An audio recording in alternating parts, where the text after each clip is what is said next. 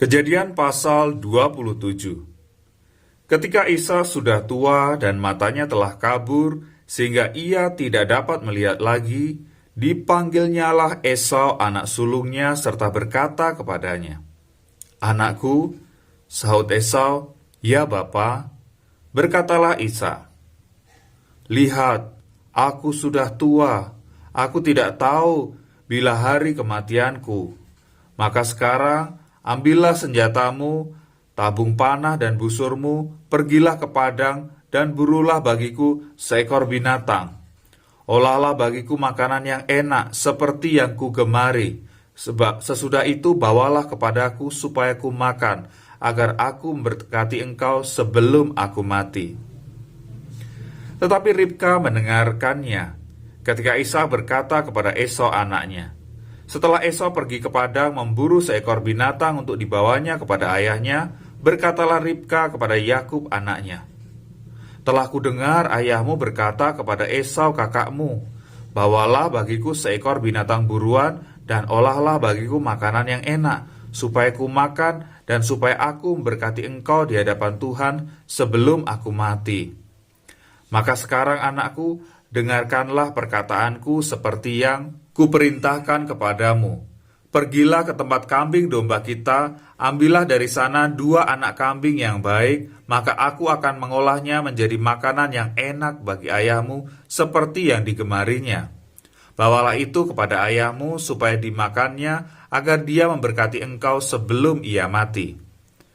Lalu kata Yakub kepada Ribka ibunya, "Tapi Esau kakakku adalah seorang yang berbulu badannya, sedangkan aku ini kulitku licin. Mungkin ayahku akan meraba aku, maka nanti ia akan menyangka bahwa aku mau memperolok-olok dia.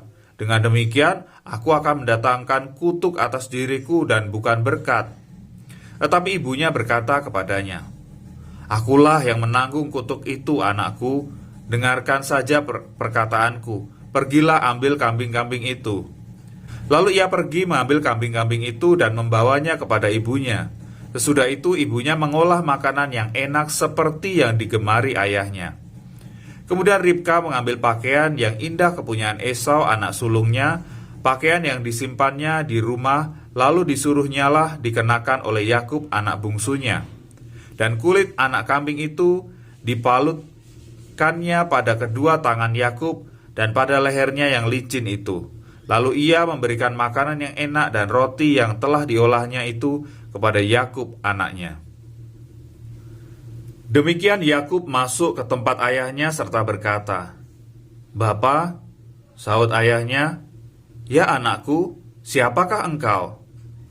Kata Yakub kepada ayahnya, "Akulah Esau anak sulungmu, telah kulakukan seperti yang bapa katakan kepadaku. Bangunlah, duduklah, dan makanlah daging buruan masakanku ini, agar bapa memberkati aku." Lalu Ishak berkata kepada anaknya itu, "Lekas juga engkau mendapatkannya, anakku."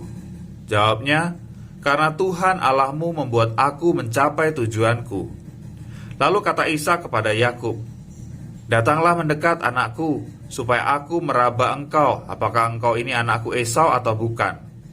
Maka Yakub mendekati Ishak ayahnya, dan ayahnya itu merabanya serta berkata, "Kalau suara Yakub, kalau tangan Esau." Jadi Ishak tidak mengenal dia, karena tangannya berbulu seperti tangan Esau kakaknya. Ishak hendak memberkati dia, tetapi ia masih bertanya, "Benarkah engkau ini anakku Esau?" Jawabnya, "Ya." Lalu berkatalah Ishak, "Dekatkanlah makanan itu kepadaku, supaya ku makan daging buruan masakan anakku, agar aku memberkati engkau." Jadi didekatkan-nyalah makanan itu kepada ayahnya, lalu ia makan. Dibawanya juga anggur kepadanya, lalu ia minum. Berkatalah Ishak ayahnya kepadanya, "Datanglah dekat-dekat dan ciumlah aku, anakku." Lalu datanglah Yakub dekat-dekat dan diciumnyalah ayahnya. Ketika Ishak mencium bau pakaian Yakub, diberkatinyalah dia, katanya, "Sesungguhnya bau anakku adalah sebagai bau padang yang diberkati Tuhan. Allah akan memberikan kepadamu embun yang dari langit, dan tanah-tanah gemuk di bumi, dan gandum serta anggur berlimpah-limpah. Bangsa-bangsa akan takluk kepadamu, dan juga suku-suku bangsa akan sujud kepadamu. Jadilah tuan atas saudara-saudaramu, dan anak-anak ibumu akan sujud kepadamu. Siapa yang mengutuk engkau, terkutuklah ia, dan siapa yang memberkati engkau, diberkatilah ia. Setelah Ishak selesai memberkati Yakub dan baru saja Yakub keluar meninggalkan Ishak ayahnya, pulanglah Esau kakaknya dari berburu.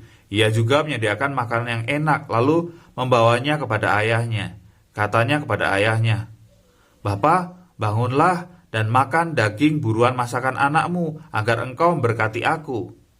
Tetapi kata Ishak ayahnya kepadanya, "Siapakah engkau ini?" Sahutnya, "Akulah anakmu, anak sulungmu Esau." Lalu terkejutlah Ishak dengan sangat serta berkata, "Siapakah gerangan dia yang memburu binatang itu dan yang telah membawanya kepadaku? Aku telah memakan semuanya. Sebelum engkau datang dan telah memberkati dia, dan dia akan tetap orang yang diberkati."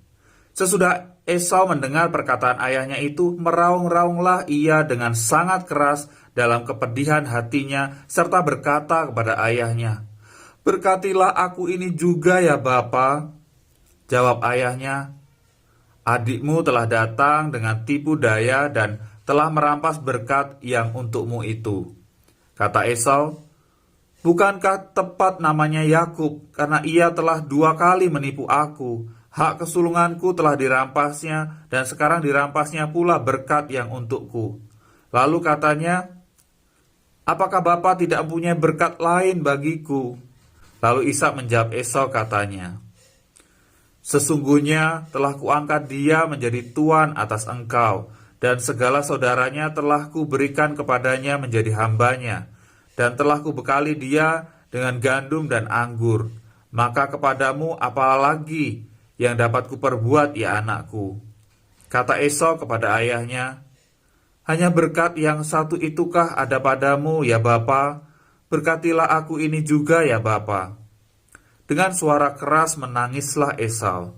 Lalu Ishak ayahnya menjawabnya, "Sesungguhnya tempat kediamanmu akan jauh dari tanah-tanah gemuk di bumi, dan jauh dari embun dari langit di atas. Engkau akan hidup dari pedangmu, dan engkau akan menjadi hamba adikmu. Tetapi akan terjadi kelak apabila engkau berusaha sungguh-sungguh, maka engkau akan melemparkan kuk itu dari tengkukmu." Esau menaruh dendam kepada Yakub karena berkat yang telah diberikan oleh ayahnya kepadanya. Lalu ia berkata kepada dirinya sendiri, "Hari-hari berkabung karena kematian ayahku itu tidak akan lama lagi.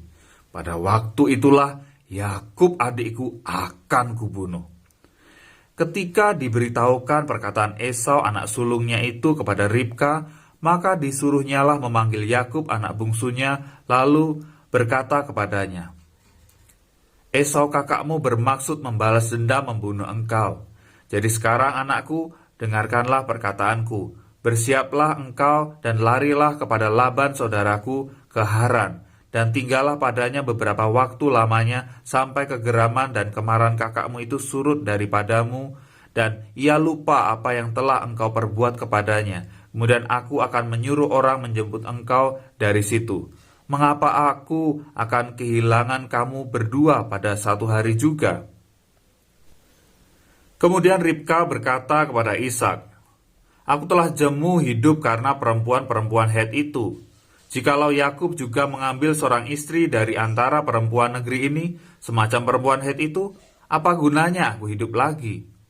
Kemudian Ishak memanggil Yakub, lalu memberkati dia serta memesankan kepadanya katanya, "Janganlah engkau mengambil istri dari perempuan Kanaan. Bersiaplah, pergilah ke Padan Aram, ke rumah Betuel ayah ibumu, dan ambillah dari situ seorang istri dari anak-anak Laban saudara ibumu. Moga-moga Allah yang Maha Kuasa memberkati engkau, membuat engkau beranak cucu dan membuat engkau menjadi banyak, sehingga engkau menjadi sekumpulan bangsa-bangsa.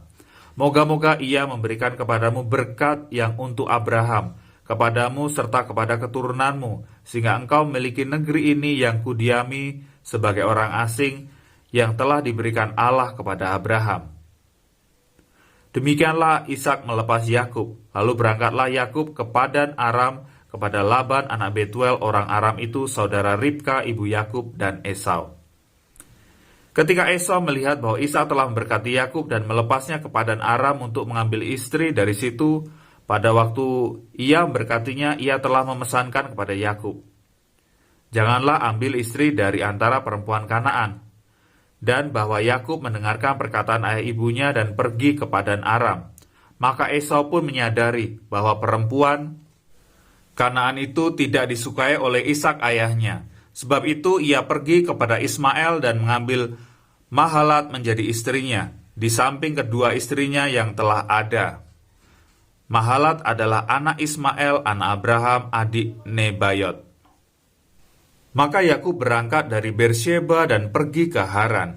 Ia sampai di suatu tempat dan bermalam di situ karena matahari telah terbenam. Ia mengambil sebuah batu yang terletak di tempat itu dan dipakainya sebagai alas kepala, lalu membaringkan dirinya di tempat itu. Maka bermimpilah ia, di bumi ada didirikan sebuah tangga yang ujungnya sampai di langit, dan tampaklah malaikat-malaikat Allah turun naik di tangga itu. Berdirilah Tuhan di sampingnya dan berfirman, "Akulah Tuhan, Allah Abraham, nenekmu dan Allah Ishak. Tanah tempat engkau berbaring ini akan kuberikan kepadamu dan kepada keturunanmu. Keturunanmu akan menjadi seperti debu tanah banyaknya, dan engkau akan mengembang ke sebelah timur, barat, utara, dan selatan, dan olehmu serta keturunanmu semua kaum di muka bumi akan mendapat berkat.